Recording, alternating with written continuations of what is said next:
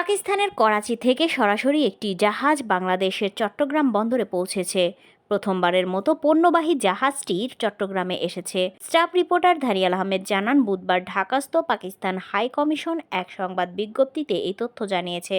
বিজ্ঞপ্তিতে বলা হয়েছে, করাচি থেকে সরাসরি পণ্যবাহী একটি জাহাজ চট্টগ্রাম বন্দরে এসেছে, যা দুই দেশের মধ্যে প্রথম সরাসরি সামুদ্রিক সংযোগকে চিহ্নিত করছে।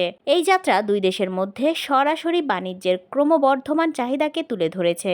এই সাপ্লাই চেইনে জোর দেওয়া হলে সময়ও সাশ্রয় হবে। বাংলাদেশে নিযুক্ত পাকিস্তানের হাই কমিশনার সৈয়দ আহমেদ মারুফ সরাসরি শিপিং রুটটিকে পাকিস্তান ও বাংলাদেশের মধ্যে দ্বিপাক্ষীয় বাণিজ্য এবং ব্যবসায়িক সম্পর্ক বৃদ্ধির পাশাপাশি সমগ্র অঞ্চলে আরও সমন্বিত ও বাণিজ্য নেটওয়ার্ক বৃদ্ধির ক্ষেত্রে একটি বড় পদক্ষেপ বলে অভিহিত করেছেন। তিনি বলেন, এই উদ্যোগ শুধু বিদ্যমান বাণিজ্য প্রবাহকে ত্বরান্বিত করবে না, বরং ছোট ব্যবসায়ী থেকে শুরু করে বড় রফতানিকারকদের উভয় দিকেই ব্যবসার জন্য নতুন সুযোগের প্রচার করবে।